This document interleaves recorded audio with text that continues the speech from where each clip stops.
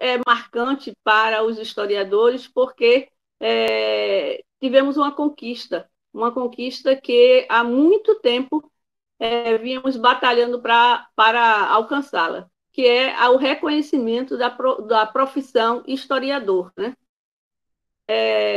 Isso, assim, marcou, de certa forma, a minha vida, porque eu ainda estudante em Recife, eu fiz faculdade na Federal de Pernambuco, fiz o curso de História na Universidade Federal de Pernambuco. Já naquela época, como estudante, eu participei um dos primeiros encontros da AMPU, que aconteceu na Paraíba. E já era a temática, naquele momento, a temática era exatamente o reconhecimento da profissão de historiador. Já existia essa demanda, né? Tive a oportunidade de participar de debates, de mesas, em que se discutia um pouco sobre isso. E esse ano começou exatamente com essa conquista, a conquista do reconhecimento da profissão historiador.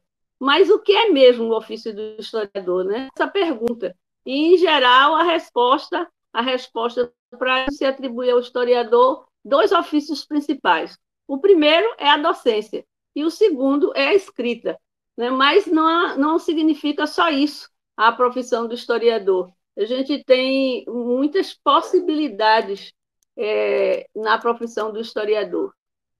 Que possibilidades são essas? Eu apontaria pelo menos umas 6 possibilidades do ofício do historiador. A primeira possibilidade seria aquela que está desde a época antiga, colocada para o historiador. O historiador seria o narrador, né?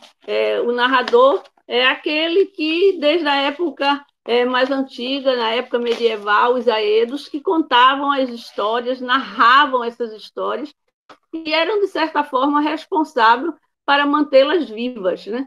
Para manter vivas. Então, a gente pode falar de narradores que se ultrapassaram, como Heródoto e Tucídides, que procuraram redigir as suas obras narrando, né, narrando acontecimentos que eles viviam para diferenciar da literatura. A literatura que eles escreviam era a literatura mais real, né? Então, a primeiro ofício do historiador foi exatamente o historiador como narrador, né? Narrador em que ele procurava manter os fatos, narrando-os da forma como eles viveram ou como eles também interrogaram. Como Tucídides, ele viveu um pouco dos acontecimentos da que ele escreve, mas ele também procurou pesquisar, né, esses acontecimentos.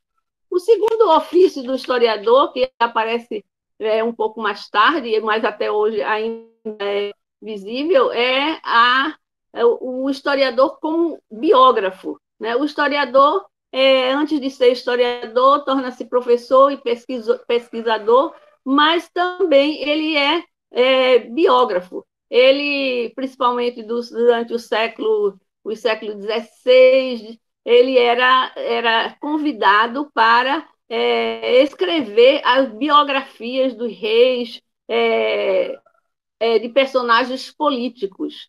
Essa tradição do historiador como biógrafo também remota à história antiga, né? Plutarco escreveu uma das obras mais biográficas mais conhecidas da antiguidade, que era a biografia que ele fazia o contraponto entre alguns personagens do antigo, em que ele fazia esse contraponto entre um e outro, em que aparecia tantos fatos políticos, né, também fatos econômicos, ou seja, uma parte da biografia da vida privada, que chamava Economius, e a bios, que era a biografia, a parte política. Mais tarde, François Docet, ele tem um livro muito importante em que ele fala sobre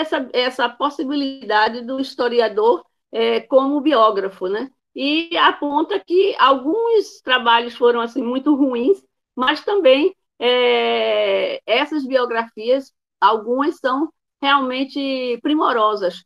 Tem alguns historiadores que têm realizado belíssimos trabalhos investigativos, tornando a escrita também atraente, que é uma grande dificuldade do historiador. Às vezes, o jornalista tem uma linguagem que muitas vezes atrai melhor do que a linguagem do historiador.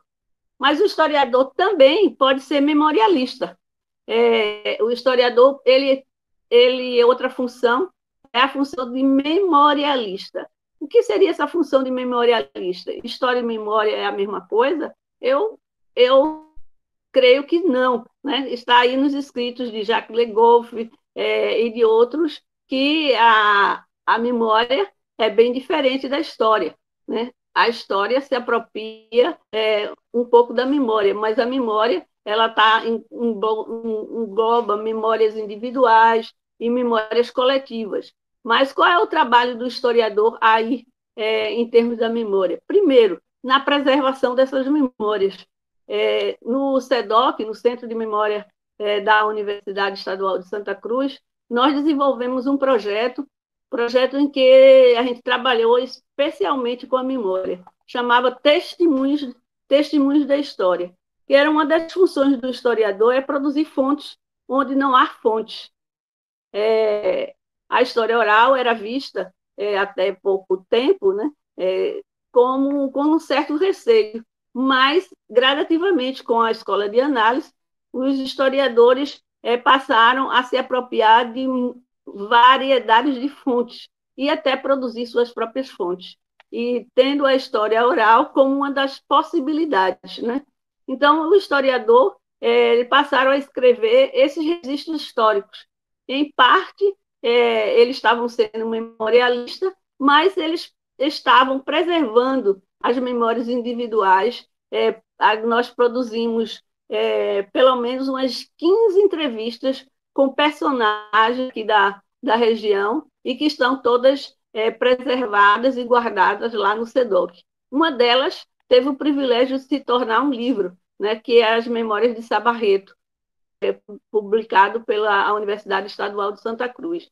Uma função do historiador que eu poderia apontar é o historiador como pesquisador. Esse é o mais reconhecido. Né? O historiador não simplesmente não recorre a, como dizia a escola metódica, né, que bastava pesquisar e agrupar os temas. Desde aquela época, a pesquisa já era muito importante, mas cada vez mais o trabalho do pesquisador, do historiador, está ligado com a pesquisa. O primeiro objetivo é exatamente procurar, investigar, agrupar e também, cada vez mais, né, interpretar. Então, outra função que eu aponto para o ofício do historiador é ser o pesquisador que vai além do fato, além das fontes, procurando encontrar um porquê daquelas fontes. Ele, para pesquisar, ele precisa descobrir um problema, ele precisa responder esse problema. Então, é isso que caracteriza o historiador como pesquisador. É aquele que formata os problemas e vai alargar os horizontes daquele problema, procurando encontrar respostas na sua documentação, nas suas fontes, através também com um diálogo cada vez mais forte com as outras disciplinas, com as outras ciências. Né? Por mais que a história seja escrita por milhares de anos, o seu estudo como disciplina e como ciência é algo novo. Tem sido iniciado há poucos mais de 150 anos. Na verdade, o historiador se consolidou efetivamente como pesquisador, o que realmente assim como nunca havia debatido como estudar e escrever história a partir do século XX. Mas o historiador também é visto como o professor, né? A maior parte de todas as nossas universidades, elas têm o curso de licenciatura, né? Na minha época, a gente tinha bem claramente, minha época, eu digo a década de 70, eu fiz o curso de História na década de 70. Então, havia, claro, duas divisões, o bacharelado e a licenciatura. Bacharelado, pouquíssimos alunos iam para o bacharelado, e a maior parte, todos iam para a licenciatura. A licenciatura formaria o professor, o bacharelado formaria o pesquisador. Eu tive a oportunidade de fazer a licenciatura, minha opção foi a licenciatura. É a opção de quase todos, porque já existia, né, a docência estabelecida no Brasil, a docência de História, que essa docência só vai aparecer como campo, né, realmente como um campo significativo para o historiador, a docência em História, no século XVIII. Só no final do século XVIII é que realmente o ensino de História passou a ser regular nas escolas, isso na Europa. No Brasil, só bem um pouco mais tarde. Certo? Então, a docência não era o caminho exato, o caminho certo do historiador, que para nós hoje é quase condição sine qua non. Quase todos os pesquisadores são professores, porque a pesquisa se faz quase que essencialmente nas universidades. E não há concurso para pesquisador, há concurso para professor. Então, é uma decorrência, né? Somos professores e pesquisadores. Uma função que tem surgido, né, para o historiador é também o historiador como patrimonialista, né? O ofício de historiador como patrimonialista também é algo muito recente, né? É algo que começou a se evidenciar também no século XX. É uma condição de que, quando surge as primeiras preocupações em preservar os monumentos, né? Os monumentos no final do século XIX, a preocupação em preservar os monumentos, principalmente a partir da Revolução Francesa, a partir da Revolução Industrial, que começava a transformar o ambiente e as paisagens urbanas, principalmente as paisagens urbanas, e houve, então, uma grande preocupação que ainda não partiu dos historiadores, partiu principalmente dos arquitetos, dos eruditos e de alguns artistas, em que havia preocupação em preservar as formas construtivas de outras épocas para, então, conferir, né, uma historicidade àquele grupo, que estava também, era muito forte o sentimento nacionalista, a ideia de nação. Então, essa construção da ideia de nação caminha paralelamente com essa ideia também de patrimônio, né? Patrimônio e a construção da identidade de nação. Então, a quantidade de nação construiu, então, uma identidade particular e diferente. Então, e os monumentos, o patrimônio, seria o que diferenciava aqueles grupos de outro grupo. Então, cada vez mais houve uma preocupação, essa ideia, da ideia patrimonial, comecei a ser concebida, era pensada a partir da estética, da beleza, com esse viés, como eu já falei, o viés nacionalista. Ou seja, deveria se preservar aqueles monumentos belos, no sentido estético, mas também que representassem grandes líderes do passado, grandes fatos daquele povo, né? E assim por diante. Então, o historiador então, passa então, a ocupar esse novo momento, né? As pessoas passavam-se, então, a buscar a história daqueles monumentos, a história daquele patrimônio, para que realmente pudesse ser preservado. Então, surge, então, agora, apesar de ter surgido outras noções de patrimônio histórico, arquitetônico, artístico, arqueológico, etnográfico, biológico, ou, em síntese, seria o patrimônio cultural. Então, na verdade, o historiador passa a ser também um ofício do historiador, é um patrimonialista cultural. Quase para concluir, o historiador, é claro, tem que ser um crítico, né? Não há pesquisa, não há um professor que, um historiador, realmente, que ele não seja capaz de interpretar e criticar suas fontes.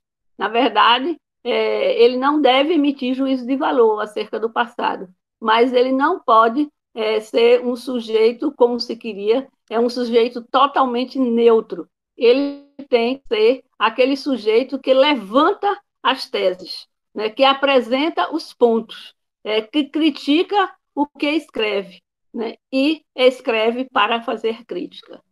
E, finalmente, eu aponto ainda o último ponto de historiador, é o historiador como assessor e consultor. Cada vez mais, hoje em dia, né, ao longo do século XX, agora já no século XXI, passou a se utilizar cada vez mais o conhecimento histórico em documentários, em filmes, em games e assim por diante. Então, a organizar, e até mesmo em museus e arquivos, porque ao organizar as fontes, o historiador, qual o papel do historiador como assessoria no arquivo? Organizar a fonte, propor séries documentais, sistematizar dados empíricos. Então, essas perguntas, tanto que numa comissão de descarte de documentos em um arquivo, a presença do historiador é obrigatória, para que ele possa dizer se esse documento ele pode, qual a potencialidade dele como fonte histórica. Ele só pode ser descartado se o historiador disser que realmente ele é um documento que já cumpriu sua missão e que não tem nenhuma missão como fonte histórica. Outra assessoria prestada em filmes, séries, novelas, desenhos, produção musicais e teatrais que se passam em determinado período histórico. Muitas vezes, quando não é essa assessoria, a gente vê algumas aberrações e anacronismos, né? O historiador ele pode pesquisar como as pessoas se vestiam, como eram os móveis, como era a arquitetura, como era a ambientação, a mentalidade, as comidas, como funcionavam as armas, os equipamentos, as máquinas, né? Cada vez mais a gente vê a presença do historiador e nos videogames, né? Os videogames também é bastante conhecida por se valer da construção da história, para a construção das narrativas e tramas dos jogos. E isso é mais uma das funções do ofício do historiador. Então, ele também pode ser um avaliador, ajudar nas obras de arte, na avaliação de obras de arte, de artefatos e objetos, informando da historicidade daqueles objetos. Para mim, essas são as grandes funções do historiador. E nós nos preocupamos, né, durante a minha trajetória de vida como historiador, que comecei como docente, né, como docente do ensino médio, lá na minha cidade de Recife, que voltei a exercer essa mesma docência aqui, na cidade de Itabuna, no Colégio da Ação Fraternal, e, paralelamente, na Universidade Estadual de Santa Cruz, que naquela época se chamava FESP. Né? Nessa trajetória, a gente encontrou um curso que não era um curso de História, era um curso chamado Curso de Estudos Sociais, né, que era a aberração construída durante a época da ditadura, né, esse curso, mas era um curso de licenciatura curta, que só dava direito aos alunos de ministrar aula até a sexta série do ensino, que na época não se chamava ensino fundamental, então chamava-se primeiro grau. Então, nós procuramos tentar começar a abrir os horizontes daqui. E uma das primeiras atitudes foi a participação nos encontros nacionais de história. Essa foi uma das nossas grandes preocupações. Nós conseguimos organizar um chamado Centro de Estudos Sociais, que é vamos dizer, o percussor do SEDOC. Né? Esse Centro de Estudos Sociais ele tinha como objetivo de promover atividades extra-classe, promover atividades de extensão, porque o curso que eu encontrei era um curso muito fechado dentro de si mesmo. dentro aqui, principalmente da região, e que a maior parte dos alunos não podiam se tornar professores do próprio curso, porque eles não tinham habilidade para isso. Então, passamos a levar todos os alunos, como eu já tinha a tradição de participar da AMPU, desde a época de estudante lá na Universidade Federal de Pernambuco, trouxe para cá essa ideia e essa vontade de levar os alunos para participar das AMPUs. E isso foi feito. Durante algum tempo, eu chefiei caravanas de alunos participando da AMPU. Para vocês terem uma ideia, por exemplo, a professora Rosana Lopes, que hoje é proreitora de graduação, aluna do curso de História, ela foi comigo numa das caravanas que a gente foi de ônibus para Belém do Pará. E fomos em diversas vezes levando caravanas de alunos para a AMPU. Né? E numa dessas caravanas, indo para a AMPU, agora já não só com alunos, mas também como professores, né? Com professores, fomos para a AMPU, que aconteceu em 2001 na Universidade Federal Fluminense, em Niterói. Né? Lá encontramos colegas das outras universidades estaduais, né? Que almejavam que a Bahia tivesse a sua unidade regional, porque a AMPU inicialmente só era nacional, né? Mas à medida que foi crescendo a participação dos historiadores, né? Os cursos universitários foram implementados no Brasil em quase todas as universidades, a AMPU passou a ter também suas unidades regionais. Na Bahia, eu participei de uma AMPU, né, AMPU Nacional, organizada, se não me engano, pelo professor Cid Teixeira. Mas parece-me que houve assim, muitos conflitos na construção daquele evento, que a partir daí, na Bahia, não se falava, não existia uma AMPU regional. Né? Nós, que gostávamos muito da associação, que fazíamos questão da Associação dos Baianos, né? Professores da Bahia, de História da Bahia, éramos, então, filiados à AMPU São Paulo. E foi na condição, né, de filiada à AMPU São Paulo que fui participar, levei meus alunos, como eu já relatei, levei vários dos meus alunos para diversos AMPUs, em diversos lugares, cidades no Brasil, e nessa ocasião eu estava indo fui ao Rio de Janeiro, e com colegas, alunos e colegas professores, professora de Janeiro, professor Reinaldo, professor, e alguns alunos que ainda eram alunos do curso, como professora Flodini, professor André, e assim por diante. Então, nós fomos lá para aquela cidade, né, participar da AMPU Nacional, em 2001, e lá encontramos colegas de outras universidades estaduais daqui da Bahia. Todos eles filiados a São Paulo, né, a maior parte deles, a AMPU São Paulo, e durante aquele evento, participando das atividades, nós nos inquietamos, por que não tentar reconstruir o núcleo Bahia?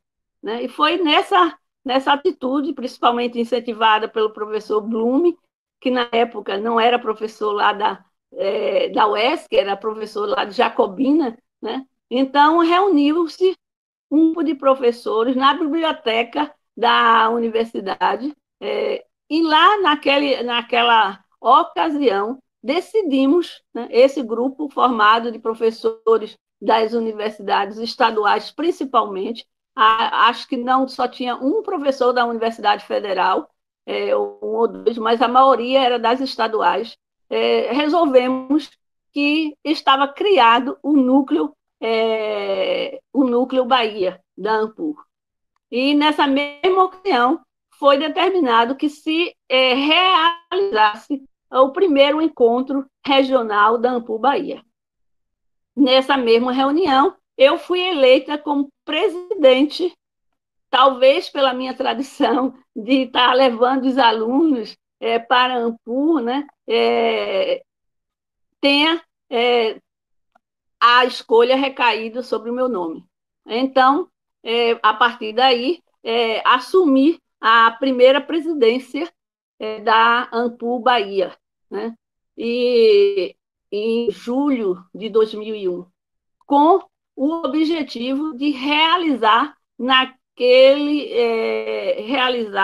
o encontro, o primeiro encontro regional de história da Bahia. Com essa missão dada, missão desempenhada, né? E conseguimos realizar o primeiro encontro regional de história, que tinha o tema História, Cidades e Sertões. Esse tema foi debatido, escolhido, e tudo ia, a maior parte, conseguimos divulgar todo o evento para a apresentação de trabalhos, e cada vez mais a participação foi muito boa em quase todos os lugares, em quase todos os estaduais. As estaduais participaram de forma dinâmica, né? E aqui na Universidade Estadual de Santa Cruz, nós tivemos uma grande dificuldade. Uma grande dificuldade porque tivemos a reitoria, mas estourou uma greve. Uma greve em que faltava apenas praticamente 2 meses para a Ampur, para a reunião. Então, o que fazer? Não poderia acontecer, né? Não poderia acontecer o evento na universidade. Os portões iam ser lacrados, né? O que fazer? Então, nós conseguimos o apoio da reitoria, na pessoa da professora Renê e da professora Margarida Fael, e elas nos apoiaram de forma ímpar. Conseguiram que a gente conseguisse realizar nosso evento, o primeiro encontro regional de Ampur, no Centro Cultural em Ilhéus. Foi realmente uma coisa maravilhosa, certo? Foi um marco, eu acredito que foi um marco. Não sei se vocês conhecem, mas aqui está o livro de resumo do primeiro encontro regional. Veja a grossura. A grossura pode nos mostrar o nível de participação para um primeiro evento que estava acontecendo na Bahia. Nós tivemos historiadores, alunos, abrimos para os alunos poderiam apresentar trabalho junto com seus orientadores. Esse caderno aqui é o caderno de resumo do encontro. Então, esse encontro foi realmente um encontro marcante, em que nós tivemos uma participação de professores de todas as universidades estaduais, da Universidade Federal, da Universidade Católica, e a comissão, né, a diretoria da Ampul 2001 e 2002, né, 2001/2002, a professora Janete Ruiz de Macedo, diretora, presidente, Carlos Alberto de Oliveira, tesoureiro, Maria Cristina Dantas Pina, secretária da UESB, e Rafael Rodrigues Viana, da UNEB, como suplente. Tínhamos conselheiro, comissão científica, então foram montados todos esses aparatos necessários para a produção do evento e para a produção desse livro de resumo. Com o final do encontro, nós tínhamos, então, consolidado realmente, né, o núcleo regional. A sede, inicialmente, ficou sendo na Universidade Estadual de Santa Cruz. Fazíamos, então, sempre contato com todos os professores associados e elegemos no final, como é tradição, né, como faz parte das regras da Ampul, a nova presidência, e a nova presidência esteve nas mãos, então, do professor Luiz Blume, ao qual eu também estive participando, e que trabalhamos bastante, e aconteceu o segundo encontro na Universidade de Feira de Santana, Estadual de Feira de Santana. E assim, meus amigos, foi se consolidando. E hoje eu vejo os meus alunos, né, os alunos que participaram como alunos inicialmente, apresentando o trabalho, sendo diretores, presidentes, tesoureiro, e é com um prazer muito grande, né, que eu vejo consolidado a AMPU regional. Então, parabéns para nós, todos os historiadores.